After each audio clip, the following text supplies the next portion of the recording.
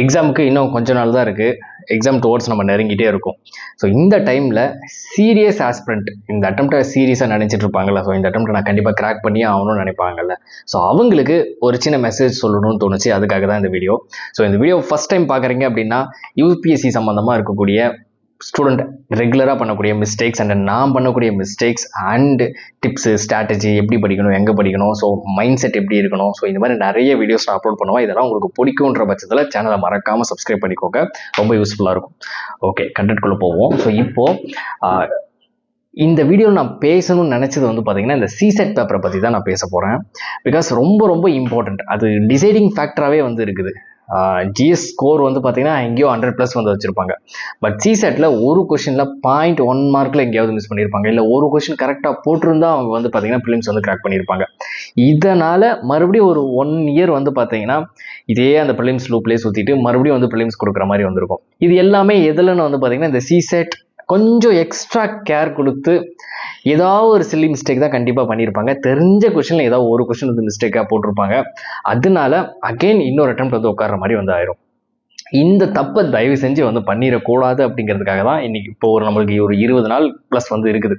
So இப்போ இந்த டைமில் நம்ம இந்த அவேர்னஸ் வந்து உள்ளே வந்துட்டு நம்ம கரெக்டாக எடுத்து ஃபோக்கஸ் பண்ணுறோம் அப்படின்னாவே நம்மளால் இருக்கக்கூடிய நாளில் நல்லாவே கம்ஃபர்டபுளாக ப்ராக்டிஸ் வந்து பண்ணிட முடியும். இது எல்லாமே மைண்ட் செட் தான், இது எல்லாமே நம்மளோட கான்ஃபிடென்ட் லெவல் தான். ஸோ இதை பண்ணும்போது வந்து பார்த்தீங்கன்னா நம்மளுக்கு நல்லாவே கான்ஃபிடென்ட் லெவல் பூஸ்ட் ஆகும்.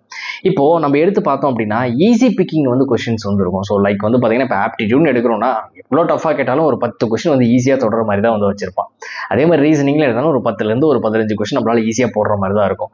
ஸோ அந்த டாப்பிக்கை நம்ம சூஸ் பண்ணிக்கணும். இப்போ நம்பர் சிஸ்டம் அப்படின்னா நம்பர் சிஸ்டமில் இருக்கக்கூடிய கொஷின்ஸ் எடுத்து பார்த்தீங்க அப்படின்னாவே இதுக்கு பெரிய ஃபார்முலா அந்த மாதிரி வந்து நிறைய டெரிவேஷன் இந்த மாதிரிலாம் எதுவுமே வந்து தேவைப்படாது. கொஷினை நல்லா படித்து அதை நல்லா ப்ராப்பராக அண்டர்ஸ்டாண்ட் பண்ணிக்கிட்டு ஜஸ்ட்டு நம்ம ஆக்சுவலி ஏன் இதை சொல்கிறேன்னா நம்மளுக்கு இந்த மாதிரி பேசிக்ஸ் தெரியாது அப்படின்னு சொல்லி நம்மளை திணிச்சிருப்பாங்க. ஸோ உங்களுக்கு தெரியாது கிளாஸ் வீடியோ பார்க்கணும் அப்படின்னு சொல்லிட்டு இப்படி சொல்லி அண்ட் அதுக்கப்புறம் வந்து பார்த்தீங்கன்னா மேக்ஸ் வராது நம்மளே வந்து நிறைய சொல்லிட்டு இருப்போம். ஓகேங்களா? இந்த மாதிரிலாம் வந்து மைண்ட் ஆல்ரெடி இந்த மாதிரி ஒரு இன்ஸ்ட்ரக்ஷன் போயிட்டு மைண்டுக்கு போயிட்டு பிரெயினே ஃபிக்ஸ் பண்ணியிருக்கோம். மேக்ஸ் எனக்கு வராது, நம்பர் சிஸ்டம் வராது, கிளாஸ் போகணும் அப்படி இப்படின்னு வந்து பார்த்தீங்கன்னா எக்ஸ்ட்ரா நிறைய பேர்டன்ஸை வந்து எடுத்து வச்சிருப்போம். இது எல்லாத்தையும் தூக்கி போட்டுட்டு எடுத்து வச்சு அந்த கொஷினை நல்லா ரீட் பண்ணுறீங்க அப்படின்னாவே உங்களுக்கே நல்லா புரியும். அந்த ப்ராப்பராக அண்டர்ஸ்டாண்ட் பண்ணிட்டு அதுக்கு என்ன ஸ்டெப்ஸ் அப்படின்னு சொல்லிட்டு நீங்களே வந்து யோசிக்கிறீங்க அப்படின்னாவே வரும். இது போக ஆல்ரெடி நம்ம இவ்வளோ நாள் வந்து பார்த்தீங்கன்னா மேக்ஸ் நாலேஜ் வந்து இல்லாமலாம் இருக்காது, நம்பர்ஸ் நாலேஜ் வந்து இல்லாமலாம் இருக்காது. ஸோ அதை அப்ளை பண்ணி ஜஸ்ட் நம்ம எடுத்து வச்சு ஒர்க் பண்ணுறோம் அப்படின்னாவே சம்முக்கு வந்து ஆன்சர் வரும். இதுக்கு ஆல்டர்னேட்டிவே கிடையாது கைஸ், டெஃபினட்டாக சொல்கிறேன், இதுக்கு ஆல்டர்னேட்டிவே கிடையாது. அண்டு டைம் ரொம்ப ரொம்ப முக்கியம் இல்லையா? நம்ம சிசெட்டில் வந்து பார்த்தீங்கன்னா டைம் மேனேஜ்மெண்ட்லாம் வந்து மாற்றுவோம். இப்போ நம்ம அந்த ஒரு கொஷின் 2 கொஷின்லாம் வந்து ஃபெயில் ஆகிருப்பாங்கன்னு வந்து சொன்னால, ரொம்ப பார்டரில் பக்கம் போயிட்டு வந்து பார்த்தீங்கன்னா ஃபெயில் ஆகிருப்பாங்கல்ல. இப்போ இவங்களுக்கு எக்ஸ்ட்ரா ஒரு கொஷின் போட்டிருந்தா ஆன்சர் பண்ணியிருப்பாங்க. எக்ஸ்ட்ரா அந்த கொஷின் அந்த பேப்பர்லேயே வந்து இருந்திருக்கும். அதை போடுறதுக்கு டைம் தான் வந்து கரெக்டாக வந்து இது பண்ணியிருக்க மாட்டாங்க, மேனேஜ் பண்ணியிருக்க மாட்டாங்க.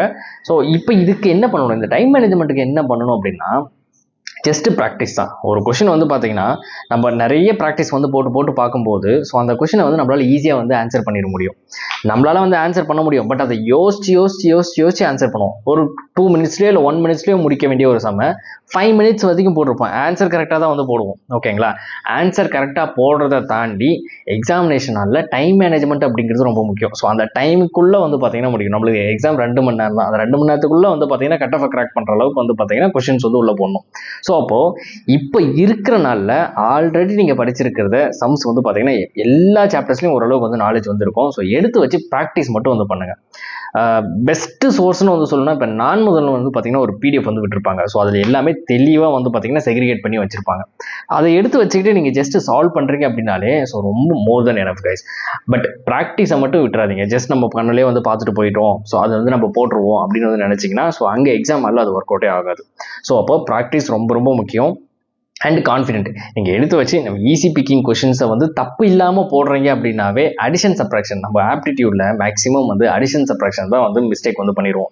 சம்மு புரியும், சம்மு என்ன ஸ்டெப்பில் வந்து என்ன எப்படி எக்ஸிக்யூட் பண்ணணும்னு வந்து தெரியும். ஆன்சர் இப்படி தான் வரும், இப்படி போட்டால் ஆன்சர் வரும்னு கூட நம்மளுக்கு தெரியும். இது எல்லாமே தெரியும். நம்ம போடுவோம், அடிஷன் சப்ராக்ஷனில் வந்து மிஸ்டேக் பண்ணிடுவோம். மல்டிபிளிகேஷனில் வந்து மிஸ்டேக் பண்ணிடுவோம். ஸோ இந்த தப்பு தான் மேக்ஸிமம் நம்ம அந்த கேர்லெஸ் மிஸ்டேக்லேயே வந்து பண்ணுவோம். ஸோ இதுவே பெரிய விஷயம். அந்த ஆன்சர் சம்ம தெரிஞ்சுக்க, சம்ம புரியுறது, சம்ம எப்படி போடணும்னு தெரியுது, எந்த ஃபார்முலா யூஸ் பண்ணணும்னு தெரியுது, இதுவே நம்மளுக்கு பெரிய விஷயம். இதை கண்டுபிடிச்சிருவோம். அதை எக்ஸிக்யூட் பண்ணும்போது அடிஷன் சப்ட்ராக்ஷன் மிஸ்டேக் விட்டுட்டு ஆன்சரை தப்பாக போட்டு வந்துருவோம். ஓகேங்களா? அப்போது இதெல்லாமே வந்து பார்த்தீங்கன்னா பிளண்டர் மிஸ்டேக் தான். ஸோ அப்போ இந்த மிஸ்டேக்கெல்லாம் அவாய்ட் பண்ணுறதுக்காக எடுத்து வச்சு அந்த மாதிரி சம்மெல்லாம் வந்து ப்ராக்டிஸ் வந்து பண்ணுங்கள்.